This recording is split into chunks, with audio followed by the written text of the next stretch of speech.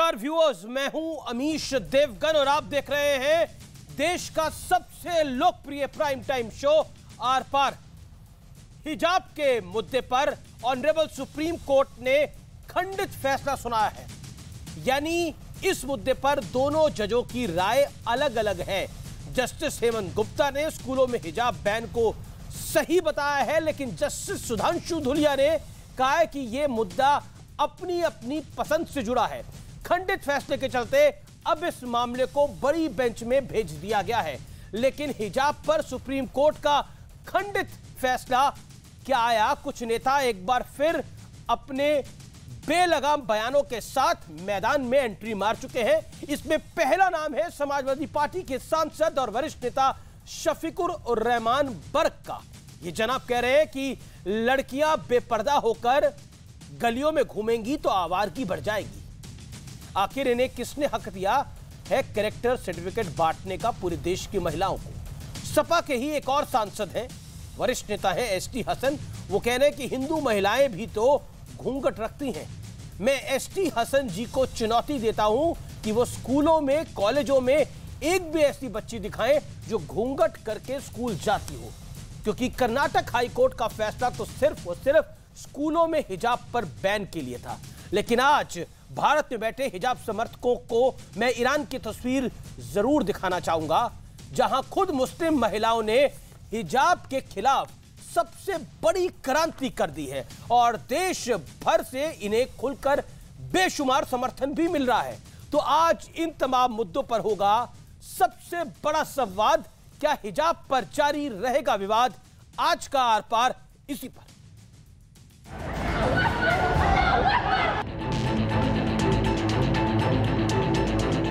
हिजाब पर supreme court का फैसला तो आ गया, लेकिन विवाद खत्म नहीं हुआ, क्योंकि दो जजों की बेंच ने खंडित फैसला सुना दिया। जस्टिस हेमंत गुप्ता ने हिजाब पर प्रतिबंध को सही माना, जबकि जस्टिस सुधांशु धूलिया ने कहा कि हिजाब पहनना पसंद का मामला है। हालांकि अभी कर्नाटक हाईकोर्ट का फैसला लागू रहेगा, यानी स्कूलों में हिजाब पर प्रतिबंध जारी रहेगा। विभाजित फैसले के बाद ये केस अब सीजेआई के पास चला गया है, ताकि मामले को बड़ी पीठ में भेजा जा सके। हालांकि सुप्रीम कोर्ट का फैसला आते ही वार पलटवार का नया दौर शुरू हो गया है। ये ईमानदारी से एक मजहबी मामला है। इस्लाम के अंदर हिजाब का हुक्म दिया गया है कि वो बापर्दा रहें और बेपर्दा होकर बाज़ारों में गलियों में न घूमें। इससे चूँकि हालात बिगड़ते हैं, आवारगी बढ़ती है। इससे जिन पुरुषों का महिलाओं को देखकर मन मचल जाता था, उन्होंने औरतों को हिजाब डालने के लिए मजबूर किया। मेरा यही कहना है कि पुरुषों को कि आप अपना मन ठीक करो और महिलाओं को ये हिजाब डालने से मुक्ति दिलाओ। एक ऑनरेबल जज साहब ने हिजाब के फेवर में जजमेंट दिया है। ये खुद एक बड़ी अच्छी बात है। हाई कोर्ट का जजमेंट था वो it was bad in law. 1400 साल से भी पहले से, जब इस्लाम भी नहीं आया था इस मुल्क के अंदर, जब से महिलाएं अपना घूंघट खड़ा करती हैं, सर ढका करती हैं। हिंदू बहनें भी अपना घूंघट काट के और सर ढकती हैं।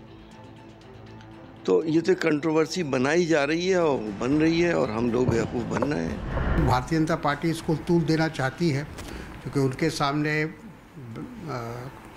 कर्नाटक का चुनाव है, फिर 2024 में लोकसभा का चुनाव है। इस बीच ईरान में हिजाब विरोध का मुद्दा भी उठ रहा है, जहां की महिलाओं ने हिजाब से आर पार की लड़ाई छेड़ दी है। लेकिन आज बड़ा सवाल है कि अंतिम फैसले से पहले हिजाब पर वार पलटवार कितना उचित है। आज इसी पर होगी देश की सबसे बड़ी बहस। और अब वक्त है आर पार के सुप्रसिद्ध विश्लेषण का, क्योंकि आर पार का विश्लेषण जो है वो बड़ा चर्चित रहता है। और आज विश्लेषण में मैं आपको हिजाब पर जो खंडित फैसला है उसका विश्लेषण बताऊंगा। मैं इसके सीधा आपको पेज नंबर 133 में लेके चलता हूं, जहां पर जस्टिस हेमंत गुप्ता क्या कहते हैं। Secularism is applicable to all citizens, therefore permitting one religious community to wear their religious symbols would be antithesis to secularism. धर्मनिरपेक्षता सभी नागरिकों पर लागू होती है, इसलिए एक धार्मिक समुदाय को अपने धार्मिक प्रतीकों को पहनने की मंजूरी देना धर्मनिरपेक्षता के खिलाफ होगा। अब क्या कहा जाता है पेज नंबर 71 पर क्या कहा जाता है जस्टिस सुधांशु धुलिया। वो कहते हैं हिजाब के बारे में, हिजाब पहनना सिर्फ पसंद का मुद्दा होना चाहिए, ये किसी धर्म का हिस्सा हो या नहीं हो, लेकिन ये विश्वास और अभिव्यक्ति के साथ जुड़ा हुआ है। यानी इसको अभिव्यक्ति की आजादी और चॉइस की आजादी माना गया है सुधांशु धुलिया द्वारा। लेकिन इंटरेस्टिंग बात यह है कि किसी ने होल्ड नहीं करी, किसी ने स्टे नहीं लगाया है जो कर्नाटक हाईकोर्ट की जजमेंट थी। ये फर्दर बड़ी बेंच को, 3 जजों की बेंच को ये पूरा मामला जो है वो दे दिया गया है सुनवाई करने के लिए। लेकिन अब मैं ईरान आपको लेके चलना चाहता हूं। ईरान में हिजाब विरोधी क्रांति का विश्लेषण। हिजाब ना पहनने पर 22 साल की महसा अमीनी को हिरासत में मार डाला गया। महसा अमीनी की मौत के बाद पूरे ईरान में विरोध प्रदर्शन शुरू हुआ, आगजनी हुई। हिजाब के विरोध में उतरी महिलाओं ने अपने बाल काटे। ये तस्वीरें आप देख रहे हैं। प्रदर्शन में अब तक 100 से ज्यादा लोगों की जान जा चुकी है। दुनिया भर में ईरान की महिलाओं का समर्थन किया जा रहा है क्योंकि वो हिजाब के विरोध में है। अब मैं बढ़ता हूं आज के मेहमानों की तरफ। स्वामी चक्रपाणी मेरे साथ जुड़ रहे हैं, धर्म गुरु हैं। तारिक फतेह है जो कि जाने माने लेखक है, उनका अभिनंदन है। शुभराष्ट्रा मेरे साथ है, जानी मानी लेखिका है, उनका अभिनंदन है। मेरे साथ सईदा फलक जी जुड़ रही हैं, उनका अभिनंदन है। नेता है AIMIM के, वो हमारे साथ जुड़ रही हैं। यास्मीन फारूकी हैं, all India Muslim personal law board से, वो उनका अभिनंदन है। मौलाना साजिद रशीदी है, उनका अभिनंदन है। आप तमाम लोगों का अभिनंदन है। एक बार चर्चा से मैं सीधा रुख करता हूं आपका शुभराष्ट्रा, और शुरुआत आपसे करता हूं। आज बहुत महत्वपूर्ण दिन है औरतों के लिए क्योंकि करवा चौथ का दिन है। तो सबसे पहले तो सारे हमारे व्यूअर्स को उसकी बधाई, शुभकामनाएं। और मैं शुभराष्ट्रा जी आपसे शुरुआत करता हूं। शुभराष्ट्रा, आज 2 तस्वीरें हैं हमारे सामने। एक ऑनरेबल सुप्रीम कोर्ट ने जो कहा है, एक ईरान में जो हो रहा है। लेकिन यह कहना, एक सांसद महोदय ये कहते हैं कि अगर औरत ढकी छुपी नहीं होगी, वो हिजाब नहीं पहनेगी तो आवारा हो जाएगी।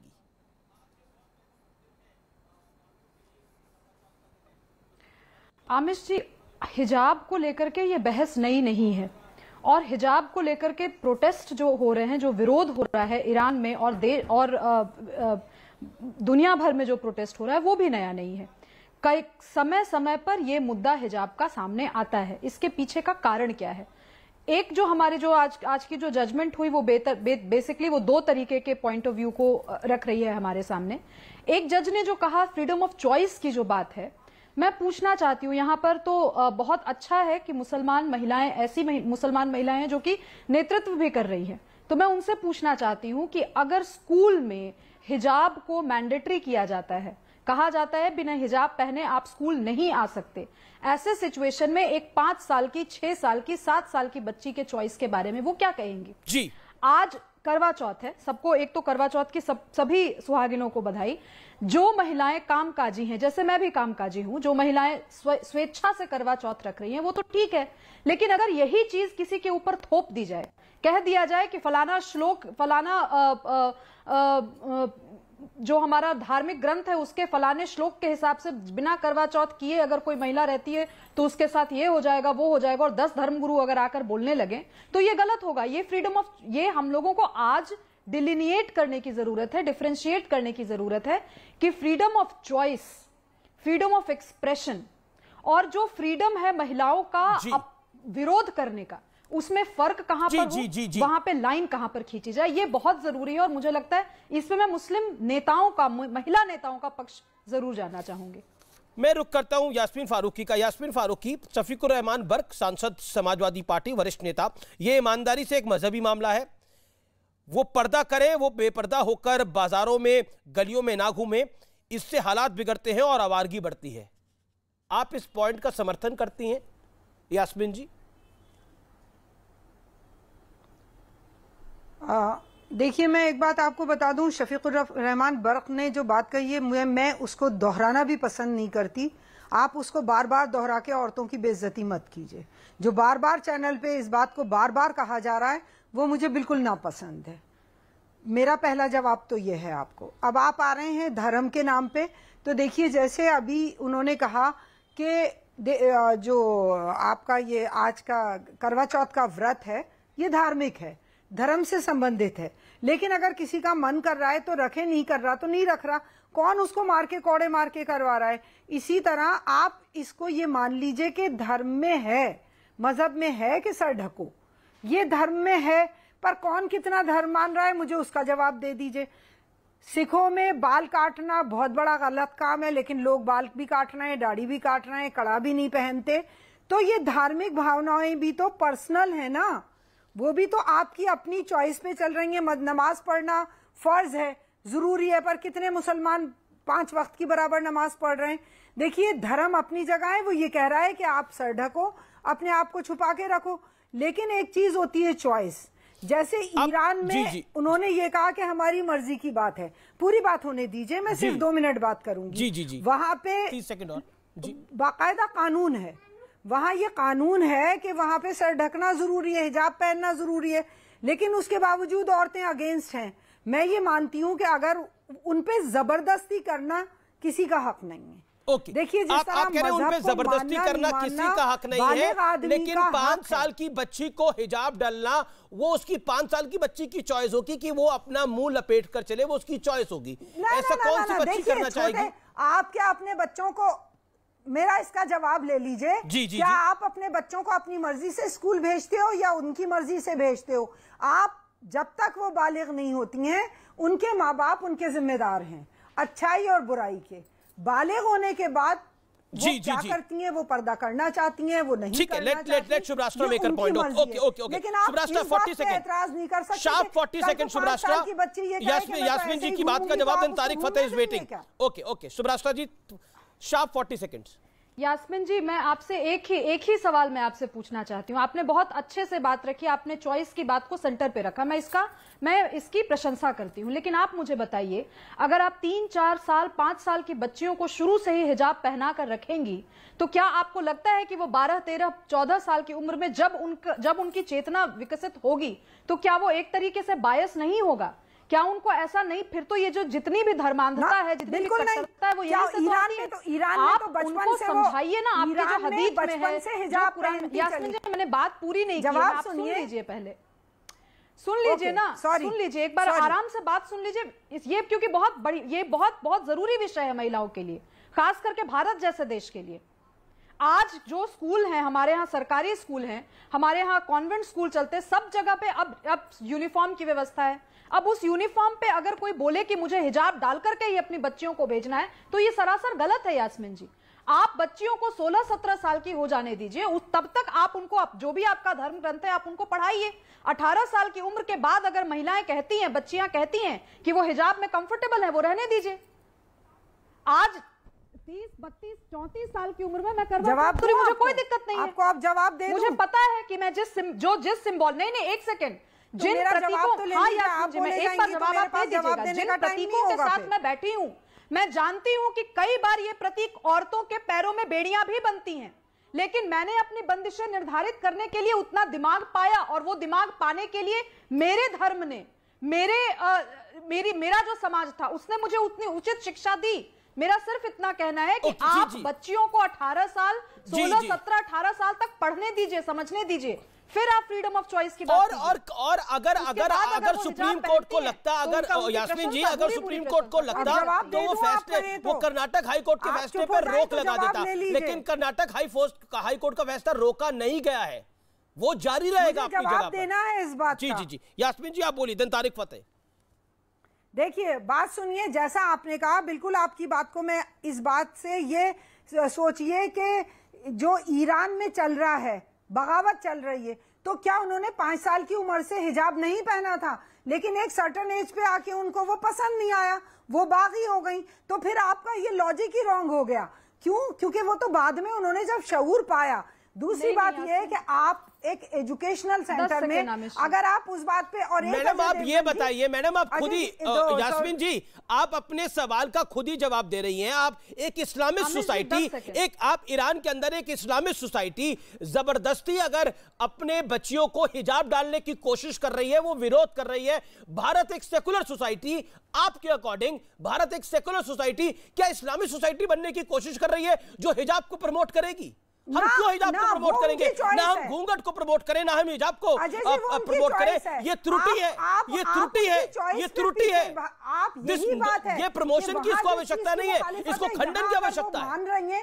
आप क्यों उनको चॉइस नहीं दे रहे हैं? नहीं, चॉइस की बात ही नहीं है मैडम, चॉइस आप चॉइस रखिए, लेकिन हम देखिए ईरान इस्लामिक सोसाइटी, ईरान एक इस्लामिक सोसाइटी, और वो सोसाइटी में हिजाब का विरोध हो रहा है, हिजाब का विरोध हो रहा है। हम एक सेकुलर सोसाइटी, हम एक प्रोग्रेसिव सोसाइटी, और हम इस्लामिक सोसाइटी बनने की कोशिश कर रहे हैं। हम विश्लेषण कर रहे हैं कि हिजाब कितना बढ़िया है, हिजाब होना चाहिए, हिजाब जरूरी है। उन पे जबरदस्ती थोप रहे हो। मैं बिल्कुल नहीं थोप रहा अजय जी, वो उनकी चॉइस है, वो पढ़ी लिखी लड़की हैं, वो बेवकूफ लड़कियां नहीं हैं। तारिक फतेह, उनकी चॉइस है। और अजय जी एक बात और सुन लीजिए, तारिक फतेह जैसे आदमी के से मैं जवाब सवाल आप मत करिए, किसी और से कर लीजिए, उस विदेशी से मैं बात भी नहीं करूंगी। नहीं, आप मत करिए बात, लेकिन हम तो संवाद कर सकते। तारिक फतेह, मैं विदेशी लोगों से बात ही नहीं करती। ये आपकी चॉइस हो सकती है। गैर मर्दों से बात क्यों कर रही हैं? वो मेरा मसला है। पर्दे में बैठिए बहन, कहाँ आ गई बात? मर्दों से बात करना, मैं आपसे बात करना पसंद नहीं करती। आप हैं कौन? मजहब में अलाउड नहीं है, शक्ल भी देखना पसंद नहीं करती। पर्दे में बैठे हैं आप, मेरे से बात नहीं कर रही हैं। बात कर रहे हो आप? अपनी जो ये अपना लॉजिक अपने पास रखो, जो ये गंदा आप इंडिया में फैलाते हो वो अपने पास रखो, मेरे साथ मत करो। शौक आपको होगा, हमें नहीं है। और हमारी माएं बहनें बेटियां सिक्योर हैं। आप तो भगोड़े हो। नहीं है कि आपने किसको देखा कि हिजाब नहीं पहना उसको कहा ये आवारा है? आपको शर्म नहीं आती? आम सड़कों पे लड़कियां जा रही हैं, आप कह रही हैं सब। यास्मीन जी यहाँ पे वो पहली बार बोल रहे तारिक फतेह, बैठ के यहाँ पे फूट डाल रहे हो।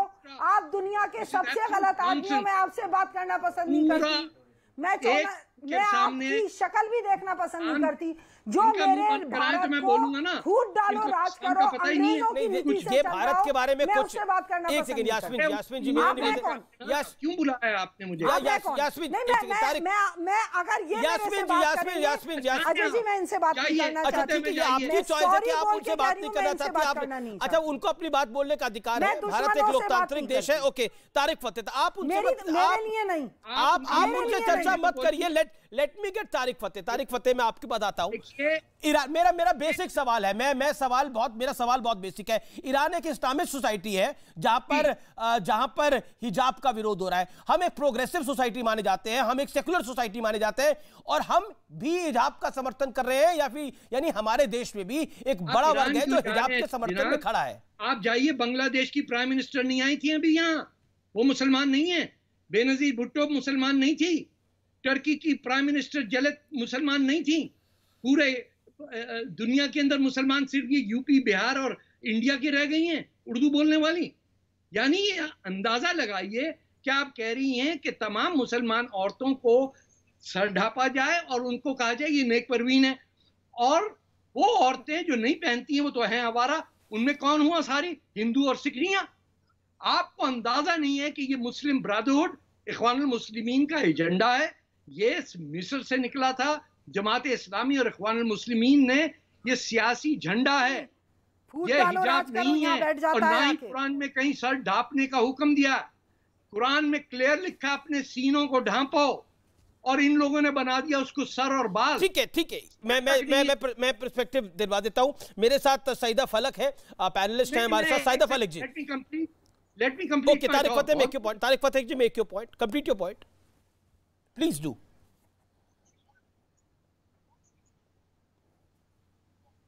तारिक फतेह जी, make your point. अपनी बात को रखिए आप। क्या? अच्छा, देखिए, जब ये इशू कहीं पे एप्लीकेबल नहीं है, कहीं पे कानून के तहत ये नहीं कहा जाता कि ना हिजाब पहनने वाली आवारा हो जाएगी। आप क्या समझते हैं यूरोप में जहां तमाम ये इंडिया के मुसलमान वीजे की एप्लीकेशन लिए खड़े रहते हैं, विलायत जाना है, फ्रांस जाना है, जर्मनी जाना है, ये इसलिए जाते हैं वहां लड़कियां देखने? तो फिर औरतें क्यों जाती हैं वहां पे? वहां तो कोई हिजाब नहीं पहने हुए। हमारे यहाँ सर्दी होती है जब, तो हर शख्स, मर्द औरत हर कोई सर अपना ढांपता है। इसका ताल्लुक मौसम से है, धूप से है। इसीलिए पंजाब के अंदर हिंदू, सिख, मुसलमान सब दुपट्टा ओढ़ती थी। मैं एक बात और आपको बता दूं सर, 1970 से पहले आप भारत, हिंदुस्तान की किसी जबान में, किसी बोली के अंदर मुझे लफ्ज हिजाब दिखा दीजिए। ये आया ही सऊदी अरेबिया और मिस्र से है। 1970 के बाद किसी लिटरेचर में, गालिब को लिए, हसरत मोहानी को लीजिए, किसी राइटर का किसी जबान में कहीं यूज हुआ ये वर्ड हिजाब? लफ्ज दुपट्टा यूज होता था। लेकिन अब सुप्रीम कोर्ट का खंडित फैसला आया है तो उसने कई उससे काफी चीजें खड़ी हुई हैं, लेकिन उस खंडित फैसले के अंदर कहीं भी कर्नाटक हाई कोर्ट के फैसले को रोका नहीं गया है। ये इंपॉर्टेंट बात है। जस्टिस धुलिया ने जरूर कहा ये मैटर ऑफ चॉइस है जिस वजह से ये फैसला खंडित हुआ है, लेकिन ये भी कहा है कि अगर ये होगा फिर धर्मनिरपेक्षता कहां जाएगी? Saida Falak ji, okay sir, you made your point, sir, you made your point. Saida Falak is waiting from long and so is mister Rashidi. लेकिन मैं आपके पास आता हूं साइदा फलक, मेरा पॉइंट बहुत बेसिक है। शफीकुर रहमान बर्क जब ये बात कहते हैं कि अगर महिलाएं बेपर्दा होकर चलेंगी, पर्दा नहीं करेगी, बाजारों गलियों में हालात इससे बिगड़ेंगे और आवारगी बढ़ेगी, क्या आपको गुस्सा आता है इस ऐसे बयान पर? देखिए, ऐसा बोलना बिल्कुल गलत है। किसी को भी आप जज नहीं कर सकते, चाहे वो बुर्का पहनो ना पहनो। आप उसका नाम रखने वाले, जज करने वाले कोई नहीं होते। सिर्फ अल्लाह डिसाइड करेगा कि उसका बंदा क्या करता है, कितना बुरा है, कितना अच्छा है। जो गुनाह करता है वो उसका अपना जवाब अल्लाह को देगा। आप कोई नहीं होते जो किसी को जज करने वाले। हिजाब पहनना है नहीं पहनना है वो उसकी चॉइस है, वो उस पर छोड़ देना चाहिए। और यहाँ पे जो आप लोग कर रहे हो ना, स्कूल की बच्चियों को हिजाब पहनने पे छोड़ देना चाहिए। आप उन्हें नहीं पहनने देना चाह रहे, जबकि वो पहनना चाहती है। कोई जोर जबरदस्ती नहीं कर रहा है कि पहनो। ये पॉइंट सबसे ज्यादा क्लियर होना चाहिए। इंडिया में कोई किसी पे जोर जबरदस्ती नहीं कर रहा है कि हिजाब पहनो, बल्कि जोर जबरदस्ती की जा रही है कि हिजाब निकाल दो, हिजाब फेंक दो, हिजाब फेंक के स्कूल आओ, हिजाब निकाल कर साइदा जी, क्यों भाई? आपको लगता है इंडिया में ऐसा कौन कर रहा है? इंडिया में ऐसा कौन कर रहा है? ऐसा कर्नाटका में जो हिजाब बैन है, जो स्कूल में हिजाब अलाउ नहीं कर रहे, जो एजुकेशनल राइट्स छीने जा रहे हैं, वो क्या है मिस देवगन जी? आप लोग रोज तो हिजाब के खिलाफ बोलते हो। हिजाब से आप लोग मेरी हिजाब से कोई दुश्मनी नहीं है, मेरी हिजाब से कोई दुश्मनी नहीं है, लेकिन मैं घूंघट के भी खिलाफ हूं, मैं हिजाब के भी खिलाफ हूं। Point number 1। पॉइंट नंबर 2 जो कि बड़ा महत्वपूर्ण है, ईरान में कौन हिजाब उतारने के लिए कह रहा है? Who is responsible in Iran? बोल दीजिए, वहां पर भी नरेंद्र मोदी और आरएसएस रिस्पॉन्सिबल है, बीजेपी रिस्पॉन्सिबल है। ईरान में कौन कह रहा है? आप घूंघट के खिलाफ इसलिए है क्योंकि आप लोग अपना मजहब खुद भूल चुके हो। हिंदू मजहब में भी हिजाब है। हिंदू मजहब बिल्कुल नहीं है। हिंदू मजहब में हिजाब का जिक्र है नहीं है। हालत कहीं नहीं है, और ये सिर्फ जहालत वही है, आपकी है। अगर हिंदू मजहब में हिजाब नहीं है तो फिर लक्ष्मण जी ने सीता मैया की सूरत क्यों नहीं देखी थी? उनको क्यों नहीं देखा था बिना हिजाब के? ये बताइए। आप लोग अपना मजहब खुद भूल चुके हो, आप लोग अपना मजहब बदल चुके हो, आप चेंजेस ला रहे हैं। और हमारा मजहब क्यों बदलना चाहते हो भाई? हमारा मजहब कभी क्या बोल रहे हैं कि हिंदू अपना धर्म बदल चुके हैं? This is unfair. हमारा मजहब चेंज ओके तारिक फतेह भी कुछ कहना चाहते हैं।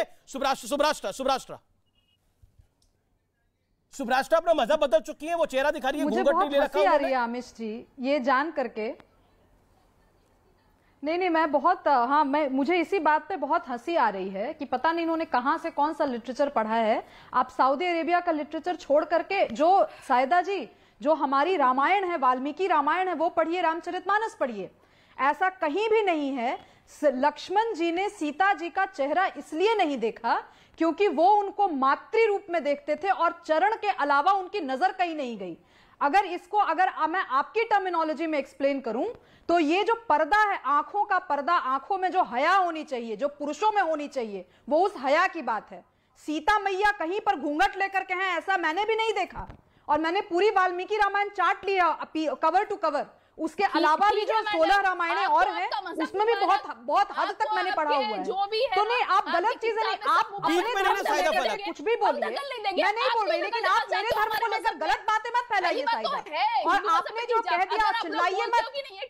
देखिए साइदा फलक आपने बोला आपने अपना धर्म छोड़ दिया है, आप अपना धर्म भूल चुके हो। चिल्लाइए मत, अपनी आवाज मत बढ़ाइए। हमारा तुम्हारा क्या होता है? देश हम सबका है। आपने कह दिया कि छोटी बच्चियों की चॉइस है। कर्नाटक में जो बच्चियां सड़कों पर उतरी हुई थी कि मुझे हिजाब नहीं पहनना, वो उनकी चॉइस थी। किन बर्बर लोगों ने उन छोटी बच्चियों के ऊपर हिजाब डाल करके उनको स्कूल भेजा होगा और उनका सीना कैसे छलनी हुआ होगा, ये एक महिला होने के नाते आपको समझना चाहिए। कैसे कैसे लोग आप लोगों को नेतृत्व करने के लिए बिठा देते हैं। आपकी चॉइस हो सकती है साइदा, 5 साल के छोटे बच्चे की चॉइस नहीं हो सकती है। ये इसलिए गलत भ्रम मत फैलाइए।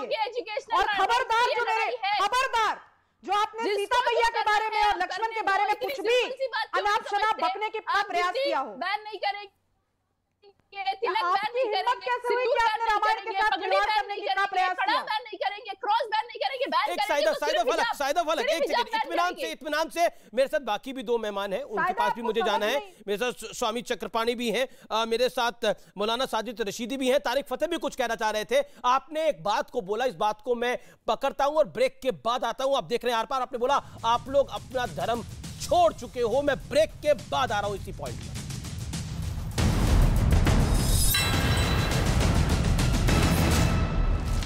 डीजल से चलने वाली गाड़ियों को जल्द ही हटाया जाएगा और उनकी जगह इलेक्ट्रिक गाड़ियों का इस्तेमाल होगा।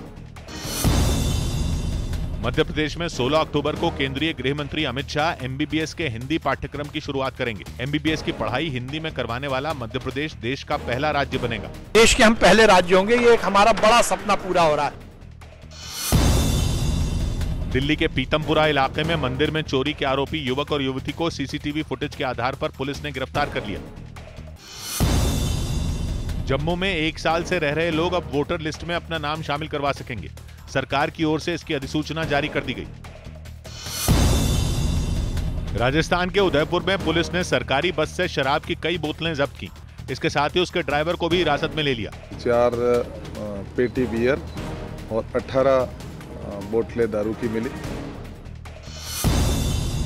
हरियाणा के सोनीपत में एक शराब तस्कर को गिरफ्तार कर उसकी संपत्ति पर प्रशासन ने बुलडोजर चला दिया। अवैध क्षेत्र में है और सरकारी भूमि पे कब्जा है।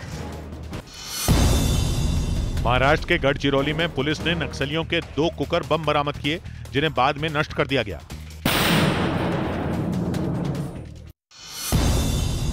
अयोध्या के 84 कोसी परिक्रमा मार्ग का निर्माण 6,500 करोड़ की लागत से किया जाएगा। केंद्रीय परिवहन मंत्री नितिन गडकरी ने ट्वीट कर इसकी जानकारी दी। ईडी ने अवैध खनन मामले में छत्तीसगढ़ के कई जिलों में कुछ सरकारी अधिकारियों के ठिकानों पर छापेमारी की। ये कार्रवाई कांग्रेस के कुछ नेताओं और कारोबारियों के घरों पर भी की गई। इस दौरान जांच एजेंसी ने करोड़ों रुपए जब्त किए। प्रधानमंत्री मोदी 21 अक्टूबर से 2 दिन के उत्तराखंड दौरे पर जाएंगे, जहां वो केदारनाथ और बद्रीनाथ धाम के दर्शन भी करेंगे। यूपी के मथुरा में पुलिस ने ऑनलाइन ठगी करने वाले एक गिरोह का पर्दाफाश किया और इस मामले के 2 आरोपियों को गिरफ्तार कर लिया। 2 अभियुक्तों को गिरफ्तार करके उन्हें माननीय न्यायालय के समक्ष पेश किया जा रहा है। त्योहारों से पहले रेलवे कर्मचारियों को बड़ा तोहफा मिला। सरकार ने उन्हें 78 दिनों का बोनस देने का ऐलान किया। इसका फायदा रेलवे के 11 लाख से ज्यादा कर्मचारियों को मिलेगा। 11,27,000 एम्प्लॉइज को 1,832 करोड़ रुपए का ये इंसेंटिव दिया जाएगा, बोनस दिया जाएगा। दिल्ली दंगों में मारे गए आईबी अधिकारी अंकित शर्मा मामले में एक इनामी आरोपी को पकड़ लिया गया। दिल्ली पुलिस की स्पेशल सेल ने उसे तेलंगाना से गिरफ्तार किया। टीम इंडिया के खिलाड़ियों ने दक्षिण अफ्रीका को वनडे सीरीज हराने के बाद जश्न मनाया, जिसका वीडियो टीम के कोच वीवीएस लक्ष्मण ने सोशल मीडिया पर शेयर किया।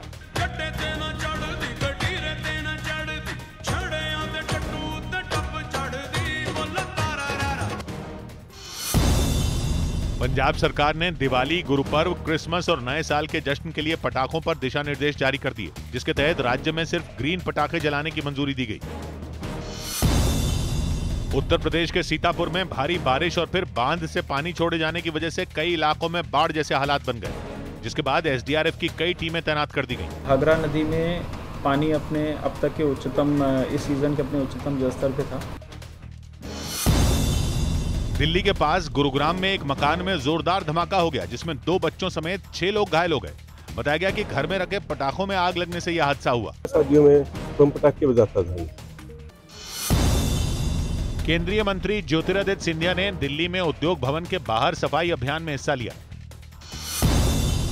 राष्ट्रपति द्रौपदी मुर्मू 2 दिन के त्रिपुरा दौरे पर अगरतला पहुंची, जहां उन्होंने चाय बागान में काम करने वाली महिलाओं से मुलाकात की। अयोध्या में मुख्यमंत्री योगी आदित्यनाथ ने स्वामी रामानुजाचार्य की मूर्ति का अनावरण किया। ये नया भारत है, अपनी आध्यात्मिक और सांस्कृतिक परंपरा पर गौरव की अनुभूति करता है। महाराष्ट्र एटीएस ने जालना में पीएफआई के एक सदस्य को गिरफ्तार कर लिया। आरोप है कि वो उस इलाके में लोगों को अपने संगठन से जोड़ रहा था। पटना के एक इलाके में पुलिस ने खुफिया जानकारी मिलने पर हथियारों की तस्करी करने वाले को गिरफ्तार कर लिया। पूछताछ के क्रम में यह पता चला कि ये कोलकाता से आर्म्स को लेके आ रहे थे। दिल्ली के पास गाजियाबाद में पुलिस और बदमाशों के बीच मुठभेड़ हो गई, जिसके बाद एक बदमाश को गिरफ्तार कर लिया गया, जबकि दूसरा भागने में कामयाब रहा। एक बदमाश घायल हुआ और एक बदमाश मौके का फायदा उठाते हुए मौके से फरार हो गया। हरियाणा के भिवानी में पिछले 4 दिनों से अस्पताल में भर्ती हैंडबॉल के युवा खिलाड़ी रवि की मौत हो गई। आरोप है कि उस पर शराब ठेकेदारों ने जानलेवा हमला किया था। शराब लेने पर झगड़ा हुआ था। उत्तराखंड के हरिद्वार में गाड़ी साइड करने के मुद्दे पर 2 लोगों में झड़प हो गई, जिसका वीडियो सोशल मीडिया पर वायरल हो गया। केंद्र सरकार ने ऑल इंडिया इमाम्स ऑर्गेनाइजेशन के अध्यक्ष डॉक्टर इमाम उमर अहमद इलियासी को वाई कैटेगरी की सुरक्षा दी। असल में आरएसएस प्रमुख मोहन भागवत से मुलाकात के बाद उन्होंने धमकी भरे फोन आने की शिकायत की थी। आंध्र प्रदेश के अनंतपुर जिले में भारी बारिश की वजह से एक इलाके में मौजूद हॉस्टल में 30 बच्चे फंस गए, जिन्हें बाद में पुलिस ने रेस्क्यू किया। जम्मू कश्मीर के पुंछ में मौसम की पहली बर्फबारी के बाद चारों तरफ बर्फ की सफेद चादर नजर आई। मध्य प्रदेश के खरगोन में पुलिस ने गांजे की खेती करने के आरोप में एक आदमी को हिरासत में ले लिया। आरोप है कि उसने खेत में 20 लाख रुपए से ज्यादा के गांजे के पौधे लगाए थे। आगरा घूमने आई 35 देशों की मॉडल ने ताजमहल में फोटोशूट कराया। बीजेपी के राष्ट्रीय अध्यक्ष जेपी नड्डा ने महसाणा में गुजरात गौरव यात्रा को हरी झंडी दिखाकर इसकी शुरुआत की। इस दौरान उनके साथ मुख्यमंत्री भूपेंद्र पटेल भी मौजूद रहे। ये गौरव यात्रा भारत के गौरव को स्थापित करने वाली गौरव यात्रा है। वायुसेना ने बताया कि अग्निवीर योजना के तहत रजिस्ट्रेशन नवंबर के पहले हफ्ते में शुरू हो जाएंगे और इसकी ऑनलाइन परीक्षा अगले साल जनवरी में होगी। कलकत्ता हाईकोर्ट ने ममता सरकार को मोमिनपुर हिंसा मामले की जांच एसआईटी से कराने के आदेश दिए। महाराष्ट्र के पुणे में चलती बस में अचानक आग लग गई। गनीमत यह रही कि समय रहते बस में सवार सभी 29 यात्रियों को सुरक्षित बाहर निकाल लिया गया। उत्तर प्रदेश के जौनपुर में बाढ़ के पानी में पुल डूबने से कई गांवों का संपर्क टूट गया। पुल डूबने की वजह से यहाँ 4 गांव के बच्चे नहीं जा पा रहे। सोचिए कितना नुकसान है। कोटकपूरा गोलीकांड मामले में एसआईटी की टीम ने पंजाब के पूर्व मुख्यमंत्री प्रकाश सिंह बादल से पूछताछ की। खबर है कि थल सेना में पेट्रोल और डीजल से चलने वाली गाड़ियों को जल्द ही हटाया जाएगा और उनकी जगह इलेक्ट्रिक गाड़ियों का इस्तेमाल होगा। मध्य प्रदेश में 16 अक्टूबर को केंद्रीय गृह मंत्री अमित शाह एमबीबीएस के हिंदी पाठ्यक्रम की शुरुआत करेंगे। एमबीबीएस की पढ़ाई हिंदी में करवाने वाला मध्य प्रदेश देश का पहला। आप देख रहे हैं आर पार और असीम वकार एआईएमआईएम के प्रवक्ता का बहुत बड़ा विवादित बयान आया है। कोर्ट के फैसले के बाद उन्होंने ये स्टेटमेंट दी है। उनकी स्टेटमेंट है फैसले पर अमर्यादित टिप्पणी है। मैं आपको एक बार आगाह कर देता हूं ये बयान दिखाने से पहले। ओवैसी की पार्टी के नेता हैं असीम वकार। असीम वकार ने कहा है कि जो उन्होंने बयान दिया है वो आप खुद सुनिए और उसके बाद आप निर्णय करिए। बेहद विवादित टिप्पणी है ये। अभी जो फैसला आया 2 जजों की बेंच ने दिया, उसमें जस्टिस गुप्ता ने जो फैसला दिया है वो फैसला, वो जो देश की कट्टरपंथी सोच है वो लोग खुश हैं।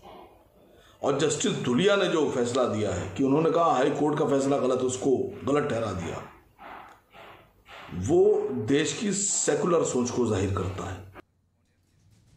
मतलब आप सोचिए, एक जज का फैसला कट्टरपंथी सोच है और दूसरा फैसला सेकुलर है। यानी जो हमारे पक्ष में होगा वो सही है, जो हमारे पक्ष में नहीं होगा वो बिल्कुल गलत है। क्या ये जायज है ये बात कहना? क्या ये बात जायज है कहना? मैं स्वामी चक्रपाणी आपका रुख करता हूं। और सईदा फलक ने बोला हिंदू तो अपना धर्म छोड़ चुके, तो हम क्या करें? स्वामी चक्रपाणी। नहीं, हिंदू अपना कभी धर्म नहीं, मैं बिल्कुल अमीश जी बताना चाहता हूं, ये जो भी बोल रही थी बिल्कुल गलत बोल रही थी। जो मुस्लिम स्कॉलर बैठी हुई है, हमारे हिंदू बहन ने बिल्कुल सही जवाब दिया।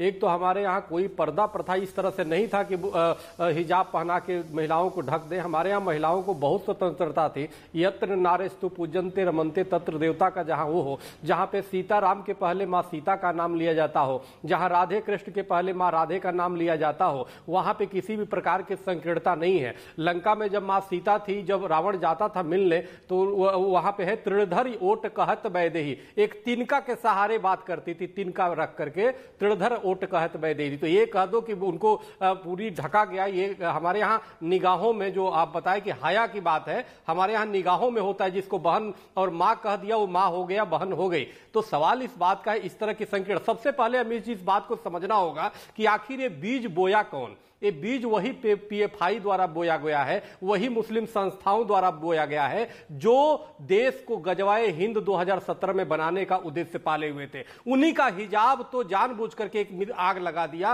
हिजाब के नाम पे आज अंतर्राष्ट्रीय मुद्दा हो गया। जिस समय ईरान में हिजाब महिलाएं फेंक रही हैं, जला रही हैं, यहां पे कुछ कट्टरपंथी लोग हिजाब पहना रहे बेटियों को जबरदस्ती, और उस पर भी इतना बेशरम एमपी है कि वो कह रहा है कि ये तो जो नहीं पहने उनके बारे में अब शब्द बोल रहा है। तो इस तरह से घटियापना, और उसके भी समर्थन में लोग बैठ रहे हैं। और जब अमीश जी आप उनकी बात कर रहे हैं कि भाई वो तो गलत कर रहे हैं, तो एक मुस्लिम बहन बैठ के आप पे ही आरोप लगा रही है कि भाई हमारी बेटियों को बेइज्जती ना करिए। अरे उस एमपी को एक बार जाके पूछिए ना, उसको जाकर के एक बार आप सवाल तो पूछिए कि हम इन बहनों को क्यों बोल रहे हैं जो हिजाब नहीं पहनती है। आपका उद्देश्य मात्र देश को गजवाए हिंद बनाना है, और जो गजवाए हिंद बनाना चाहता है वो चले जाए ना, 57 देश है मुस्लिम देश, वहां चले जाओ। भारत में अगर रहना है तो संविधान को मानना पड़ेगा, इस बात को ये समझना पड़ेगा। तारिक फतेह साहब को ये विदेशी कह रहे हैं, जबकि तारिक फतेह साहब सच्चाई की बात करते हैं। जब इनको कोई बात होगी विक्टिम कार्ड खेल के विदेशियों को बुला लेते हैं, मुस्लिम देशों को बुला लेते हैं अपने देश में, और उनके समर्थन लेने लगते हैं, करने लगते हैं नुपुर शर्मा और तमाम मामले में। और जब तारिक फतेह साहब बड़े सही बात करेंगे तो ये विदेशी है। अरे कमाल की बात हो गई भाई। साजिद रशीदी करा दिया, जनसंख्या के आधार पे पाकिस्तान, बांग्लादेश तमाम तोड़ के रख दिया देश को। अब इस जो देश बचा हुआ वहां भी क्या चाहते हो, हिंदू अब यहाँ से खत्म ही हो जाए। Okay, Sajid Rashidi Karnataka high court के फैसले को पर रोक नहीं लगाई है, उस पर स्टे नहीं लगाया है, बल्कि एक खंडित फैसला आया है जिसके बाद एक हायर बेंच सीजीआई बनाएंगे। क्या आपको लगता है इस पूरे विवाद के अंदर धार्मिक ओढ़ लेने की कोशिश हो रही है? क्योंकि पूरे फैसले के अंदर जो डिवाइडेड फैसला भी आया है उसके अंदर भी धार्मिक एंगल किसी ने नहीं लिया है। धुलिया साहब ने भी यह नहीं कहा है। साजिद रशीदी प्लीज बोलिए। लगता है रशीदी साहब तक ऑडियो हमारे तक नहीं आ रहा। रशीदी साहब, there is some technical problem, will get back to you. आपको ऑडियो नहीं आ रहा, उसको दुरुस्त कराइए पीसीआर। ओके, साइदा फलक, लगता है साइदा फलक से संपर्क नहीं हो पा रहा, उनका भी ऑडियो नहीं आ रहा। तारिक फतेह जी, देखें इसमें बड़ी क्लियर एक बात है कि इस्लामिक कानून के तहत कहीं नहीं लिखा कि सर के ऊपर पर्दा डालो। दूसरी चीज, हिंदुस्तान की किसी बोली में 1970 से पहले 500 साल तक जाइए लफ्ज हिजाब नहीं एग्जिस्ट करता। ना हजरत मोहानी ने कहीं लिखा, ना गालिब ने जिक्र किया, ना बड़े बड़े शेर, ना फैज अहमद फैज, आप कहीं लिख लीजिए, ये एग्जिस्ट ही नहीं करता था।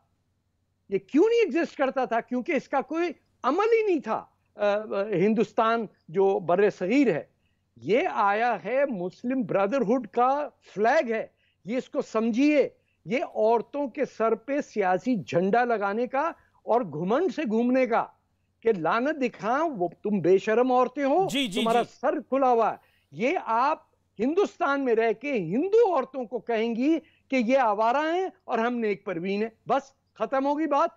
इस कदर जहरीला अमल है ये कि आप जिस मुल्क में रह रहे हैं, जिसका नाम हिंदुस्तान है, जहां पनाह मिली मुसलमानों को, जी वहां आके आप कह रहे हैं कि ये हिजाब पहना जाएगा नेक लड़कियों को और आवारा औरतें जो हैं वो बगैर हिजाब की घूमेंगी। साजिद रशीदी,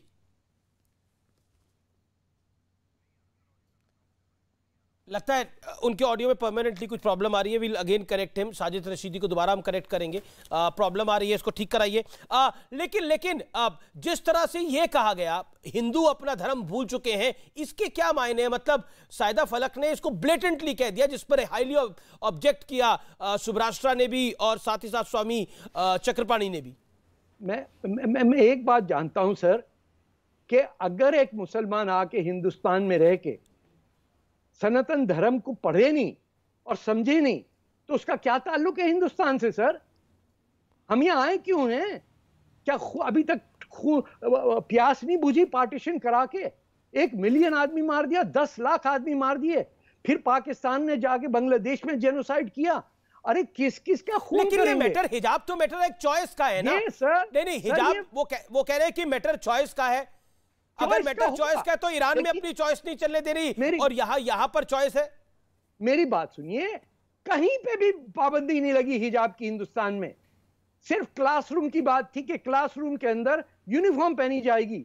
मैं आपको एक और बात बताऊं, वो जिस बच्ची को बड़ा इंडिया के मुसलमानों ने कहा शेरनी, जो मोटरसाइकिल पे आई थी, आपको पता है कि वो मोटरसाइकिल के ऊपर क्रैश हेलमेट नहीं पहना हुआ था।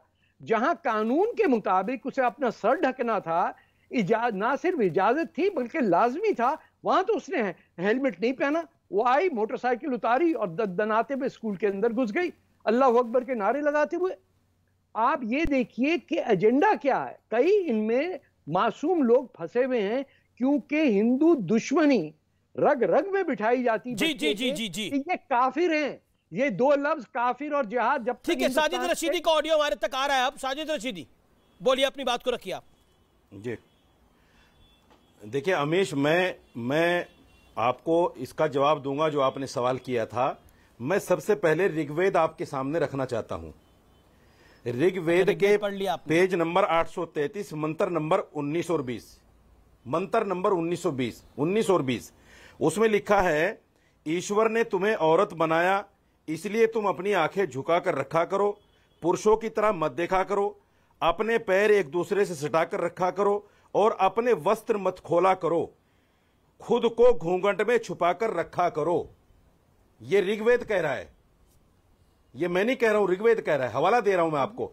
जो लोग हिंदू धर्म को नहीं जानते, सनातन धर्म को नहीं जानते, वो बैठकर कहते हैं कि हिंदू धर्म में पर्दा ही नहीं है। ये किस ऋग्वेद मुझे की बात अफसोस कर रहे हैं है आप? स्वामी चक्रपाणी महाराज जैसे लोगों पर, स्वामी चक्रपाणी महाराज जैसे लोगों पर जिन्होंने वेद शायद नहीं पढ़ी होगी। मुझे नहीं लगता शायद। दूसरी बात, कुरान भी यही कहता है। सुनिए, बिल्कुल ऋग्वेद ऐसा नहीं कहता, बिल्कुल ऋग्वेद ऐसा नहीं कहता। अरे सुनो, नहीं कहता और आप झूठ बोल रहे हैं। कुरान में नहीं लिखा है, ये कुरान में लिखा है सीने पे। मैं हवाला दे रहा हूं, मैं हवाला दे रहा हूं, मैं हवाला दे रहा हूं। और सुनिए, पहले रशीदी साहब अपनी बात को कंप्लीट कर ले। तारिक अपनी बात पूरी कर लूं पहले, मैं अपनी बात पूरी कर लूं भाई। अरे मेरी बात तो पूरी होने दीजिए। ये व्हाट्सएप मैसेज से आप ऋग्वेद को मत डिफाइन करिए। श्लोक सुनाइए। शिवराष्ट्र मैं अपनी बात पूरी कर लूं करके आप लोग चले जाएंगे तो ये बर्दाश्त नहीं होगा। यहाँ पर नहीं, आप नहीं कर सकते। साइदा आके कुछ भी कैच करके चली जा रही है मां सीता और लक्ष्मण के बारे में। आप कुछ भी बक के चले जा रहे हैं। कौन सी ऋचा की बात कर रहे हैं आप?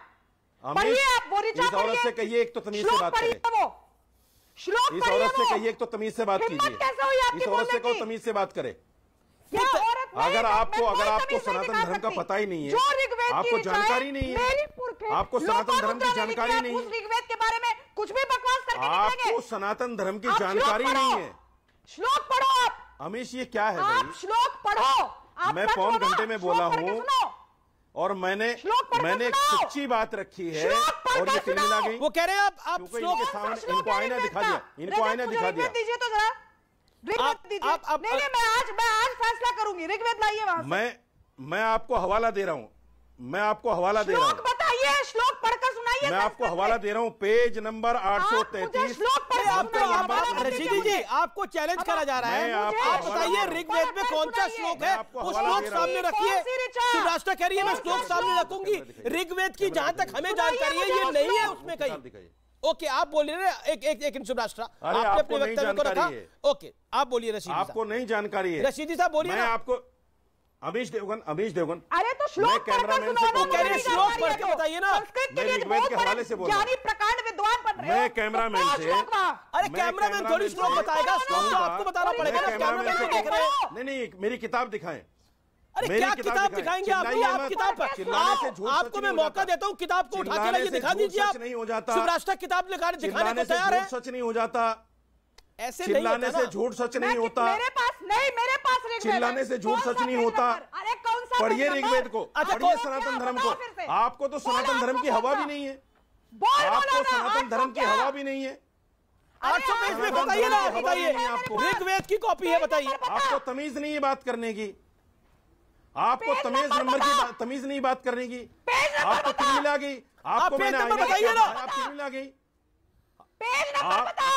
पेज नंबर बताइए ना, आपको बात करने, एक सेकंड, इत्मीनान से बात करना, आपको तमीज है बात करने की, पेज नंबर बता, आपके तमीज से बात करने की।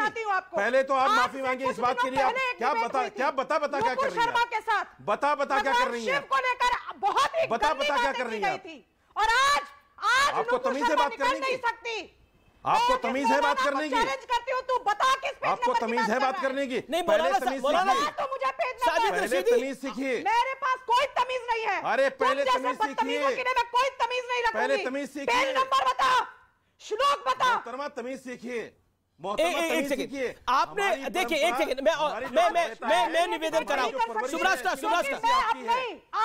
मेरे लिए बहुत नहीं, आप स्क्रीन पे सुब्राष्ट्रा जाहिलों के साथ बहस नहीं कर सकती जो नेशनल टेलीविजन पर नहीं, आपको चैलेंज किया गया है मौलाना रशीदी, और मैं हिंदू भाई बहनों से आह्वान करना चाहती हूँ। मौलाना रशीदी, हिंदू भाई बहनों एक सेकंड, सुब्राष्ट्रा इस तरीके की बदतमीजी कोई बर्दाश्त नहीं करेगी। देखिए, एक सेकंड, आपने ऋग्वेद को कोट करा, यू स्टार्टेड इट, आपने बोला ऋग्वेद में ये लिखा है, आपने बोला ऋग्वेद के फलाने पेज में लिखा है। सुब्राष्ट्रा ने सिंपल बात बोली, आप मुझे दिखाइए, मेरे पास ऋग्वेद की कॉपी है, आप मुझे बताइए कौन से पेज पे क्या लिखा है, मैं वो श्लोक पढ़ के सुनाती हूँ, अगर आपको पता तो आप सुना दीजिए। एक second, Shubhrashtra hold on, I will tell my viewers what happened, hold on, okay, hold your breath.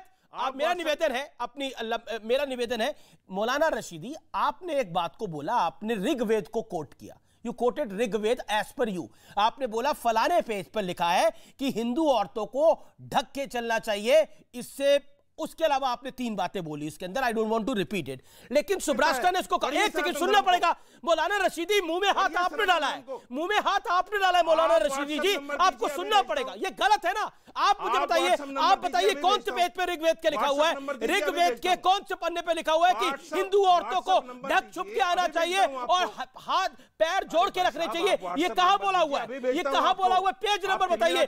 सुब्राष्ट्रा तो यही बात कह रही है, वो कह रही है कि मौलाना बताओ कहां लिखा हुआ है, मैं पेज खोलने को तैयार हूं। तमीज की बात नहीं है, आप मुझे बताइए, आपने पन्ना नंबर कौन सा बताया, पेज नंबर बताइए ना, दोबारा बताइए पेज नंबर, आप नहीं खोल पा रहे, आप पेज नहीं खोल पा रहे तो खोलेंगे, ये व्हाट्सएप मैसेज नहीं, आप मुझे पेज नंबर बताइए, नंबर दीजिए, आपको अभी भेज रहा हूं, पेज नंबर बताइए ना, पेज नंबर बोलिए, नंबर दीजिए, अभी भेज रहा हूं, पेज नंबर बोलिए, पेज नंबर बोलिए ना, आपने पढ़ा होगा, आपने पेज नंबर बोला था, अब आपने बोला था उस टाइम पे पेज नंबर, अब आप पेज नंबर नहीं बोल रहे। सुब्राष्ट्रा, Now this stand exposes कि पेज नंबर अब बताया नहीं जा रहा, पेज नंबर कौन सा था, अगर मुझे ध्यान में है, नहीं ये तो कमाल हो गया, अब सुब्राष्ट्रा ऋग्वेद की कॉपी लेके आ गई तो आप पेज नंबर नहीं बता रहे, एक्सपोज हो चुके हो। ऋग्वेद उठाइए, अरे तब से आपका ऋग्वेद, तब से आप ऋग्वेद ही नहीं उठा पा रहे, इतना भारी तो है नहीं ऋग्वेद,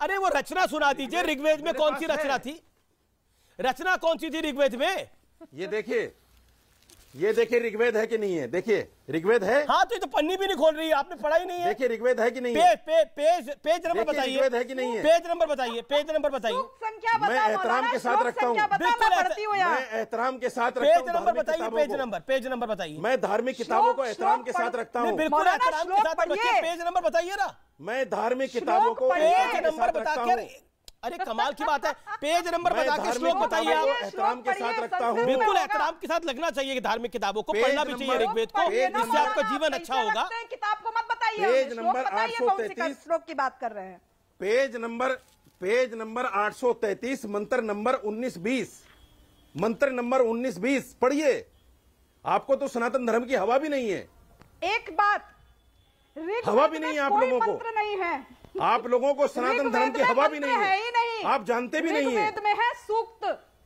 आपको तो सनातन सूक्त, और जिस सनातन धर्म की हवा ही नहीं है आपको, सुना देती हूँ, ये तो अरे चुप रहिए आप, आपको तो पता भी नहीं क्या सनातन धर्म है, मौलाना कहाँ आप महिलाओं की बात कर रहे हैं, क्या सनातन धर्म है, आपको तो पता भी नहीं है, ये तो सनातन धर्म क्या है आपको पता भी नहीं है, ये तो अग्नि देवता, आपको तो हवा भी नहीं, जी, कहाँ की बात कर रहे हैं, ये तो आपको आपको तो हवा भी नहीं है। आप कुरान शरीफ आपको तो हवा भी नहीं है और वहां से अपने सूक्त निकालिए कि महिलाओं की अवस्था कैसे ठीक की जा सकती है। हमें मत समझाइए क्योंकि आप झूठ बोल रहे हैं। आप श्लोक पढ़कर क्यों नहीं सुना रहे? को पढ़िए, आपको हवा भी नहीं है। सुनाइए, मैं तो सुना सकती हूँ। अच्छा, मैं तो कहती हूँ हवा भी नहीं है। अग्नि देवता को आह्वान करते हुए कहा जा रहा है, प्रवह शुक्राय भानवे भरद्वम हव्यम मतिम चाग्नये सुपूतम यो दैवानि मानुषा जनूंश्यंत विश्वानि विद्वना जिगाते। यहाँ पे महिलाओं की तो बात नहीं है मौलाना। उसके बाद का सूक्त कहता है, आप पता नहीं कौन सा पेज खोल लीजिए। ठीक है, चक्रपाणी स्वामी चक्रपाणी को आ जाते हैं। अब देखिए काफी देर से आप नंबर 19-20 पढ़िए। काफी देर से आप बोल रहे हैं सईदा फलक भी मेरे साथ है, चक्रपाणी महाराज भी है। चक्रपाणी महाराज तारिक फतेह पढ़ रही है। ये खोलिए, ये देखिए चक्रपाणी महाराज, देखिए आप अपने मतलब देखिए ऐसा है, देखिए जी मौलाना साहब शांत रहो। मौलाना साहब, एक तो मौलाना रशीदी साहब जो व्हाट्सएप यूनिवर्सिटी के प्रोफेसर बन के जो ज्ञान बांट रहे हैं सूक्त और मंडल को, जबकि मंत्र बोलने याद नहीं रहा, मंत्र कर रहे हैं। सवाल इस बात का है मौलाना साहब जी, आप अपने बेटियों की रक्षा करो, बहनों की रक्षा करो। हम उसकी बातें कर रहे हैं भाई। आप पीएफआई के लगाया हुआ आग को लेकर के जो आप चल रहे हो ना, इसको क्यों देश की एकता अखंडता प्रभावित कर रहे हो यार? आप देश के संविधान को क्यों नहीं मान रहे हो? आप क्यों आप देश का इस्लामीकरण और गजवाए हिंद बनाने के चक्कर में हो? सनातन धर्म में पड़ता है। अरे भाई, आप इसको मानिए, शस्त्रार्थ के कर लेना भाई। मानिए आप। अरे मौलाना साहब शस्त्रार्थी कर लेना। मौलाना रशीदी, ये केस सनातन, ये सुप्रीम कोर्ट में हिजाब का केस गया कि घूंघट का केस गया है? नहीं, स्कूल के अंदर कौन लड़की घूंघट करके जाती है? इलॉजिकल बात करें। एक तारिक फतेह एक सेकंड देखिए, ऋग्वेद को मिसकोट ना करे। एक तो कोई ऋग्वेद को कोई मिसकोट ना करे। तारिक फतेह घूंघट का केस लेके कोई सुप्रीम कोर्ट में नहीं गया। कोई बच्चियों को नहीं कह रहा, चौथी पांचवी छठी की बच्चियों को, तीसरी क्लास की बच्चियों को, सातवीं क्लास की बच्चियों को कि आप घूंघट डाल के जाइए स्कूल के अंदर। किसी ने नहीं बोला, या हिजाब डाल के जाने के लिए बोला जा रहा है स्कूल की बच्चियों को। पॉइंट ये देखिए, और केस सुप्रीम कोर्ट में हिजाब का चल रहा है, घूंघट का नहीं चल रहा। देखिए, मैं एक्सपर्ट नहीं हूं सनातन धर्म पे, लेकिन मुझे इतना पता है कि जो जिक्र है उसमें वो है कि जब औरत अपने बाल को शेव कर ले या जिस वक्त वो गंजी हो जाए किसी वजह से भी, तो अपना साड़ी का पल्लो उसके ऊपर डाल ले। That is the only reference in the entire Rigveda about covering of the head. It is not about shame कि आवारा हो जाना या नंगी हो जाना। उसमें है कि अगर एक औरत को सर शेव करना पड़े तो उसके ऊपर कपड़ा डाल लो। ये एक जिंदा रहने का कॉमन सेंस तरीका है। वो कोई भी ऐसे बच्ची जिसको कैंसर हो जाता है यहाँ पे, उनको वो सर पे टोपी पहना देते हैं, कुछ कर देते हैं, क्योंकि एक औरत को देखने में अजीब लगता है। It is not a religious command, it is not about shame. Saida Falak, मेरा सवाल बड़ा बेसिक है। देखिए, क्या आपको लगता नहीं है कि चाहे जस्टिस धुलिया भी हो, किसी ने स्टे नहीं कराया कर्नाटक हाईकोर्ट के फैसले को? यानी स्कूल में बच्चों को हिजाब के लिए फोर्स करना या फिर हिजाब के लिए प्रोत्साहित करना, क्या आपको नहीं लगता है being a female it is not a right thing to do? जी, एंड किसी ने कर्नाटक हाईकोर्ट के फैसले को रोक नहीं लगाई अभी तक। सुन लीजिएगा, अभी आप लोग बोल रहे थे, मैंने बोला कि ऋग्वेदा में हिजाब है, आप लोग बोल रहे नहीं है। ठीक है, मैं एक चीज पढ़ती हूँ, सुन लीजिएगा please. God made you women so that you shall lower your gaze, do not look at men, keep your feet closed, cover your head and do not disclose the garment which should be concealed with the veil. Rigveda यहाँ पर मेरे को समझ में नहीं आ रहा, हम ऋग्वेद को क्यों लेके आ रहे हैं? मामला जब हिजाब का सुप्रीम कोर्ट में चल रहा है, Rigveda is not a topic. Rigveda topic ही नहीं है। अब अपने आप को डिफेंड करने के लिए ऋग्वेद को लेके आ रहे हैं। मामला घूंघट का सुप्रीम कोर्ट में नहीं गया, मामला हिजाब का सुप्रीम कोर्ट में गया है। अगर हिजाब का मामला सुप्रीम कोर्ट में है, ईरान में हिजाब पर विरोध हो रहा है, घूंघट पे विरोध नहीं हो रहा। ईरान पे किस विषय में विरोध हो रहा है? साइदा फलक 10 सेकंड में बताइए जरा, किस विषय में विरोध हो रहा है ईरान में? ईरान में किस विषय में विरोध हो रहा है? बीच में दखल मत दीजिए। दखल नहीं दे रहा मैडम, मैं सवाल बड़ा बेसिक पूछ रहा हूँ। ईरान में किस मामले में विरोध हो रहा है? ईरान में किस मामले में विरोध हो रहा है? ईरान में किस मामले में विरोध हो रहा है? मैंने आपको बताया। ईरान में किस मामले में विरोध हो रहा है? ईरान में किस मामले में विरोध हो रहा है मैडम? ईरान में हिजाब के मामले में विरोध हो रहा है या घूंघट पे विरोध हो रहा है? किस पे विरोध हो रहा है ईरान में? हिजाब का विरोध हो रहा है ना। तो that's the point you made it. Thank you so much. लेकिन अब सबसे बड़ा इंटरव्यू मल्लिकार्जुन खड़गे कांग्रेस के अध्यक्ष पद के जो उम्मीदवार हैं, उन्होंने पहली बार किसी हिंदी न्यूज चैनल से बात करी है और कार्यक्रम चुना है आर पार, क्योंकि देश का सबसे प्रतिष्ठित कार्यक्रम है आर पार। आइए सुनते हैं क्या बोले हैं मल्लिकार्जुन खड़गे। मल्लिकार्जुन खड़गे के साथ मेरा यह बेबाक इंटरव्यू। हमारे साथ एक्सक्लूसिवली बात करने के लिए मौजूद है मल्लिकार्जुन खड़गे, कांग्रेस के वरिष्ठ नेता और जो कांग्रेस के प्रेसिडेंट इलेक्शन हो रहे हैं उसमें फ्रंट रनर भी है। खड़गे साहब, मैं अगर सही कह रहा हूं तो आप होने वाले कांग्रेस के प्रेसिडेंट होंगे। You are the favourite one. देखिए, चुनाव चल रहा है, चुनाव में डेलीगेट्स जो निर्णय लेंगे उसको सभी को स्वीकार करना पड़ेगा। जी, अब मेरा अगला प्रश्न है कि कांग्रेस अध्यक्ष पद के लिए अब सोमवार को वोटिंग होनी है, उससे ठीक पहले शशि थरूर का एक बड़ा गंभीर आरोप है। उनका स्पष्ट रूप से कहना है कि प्रदेश कांग्रेस कमेटियां आपका स्वागत कर रही हैं, उनका स्वागत नहीं कर रही।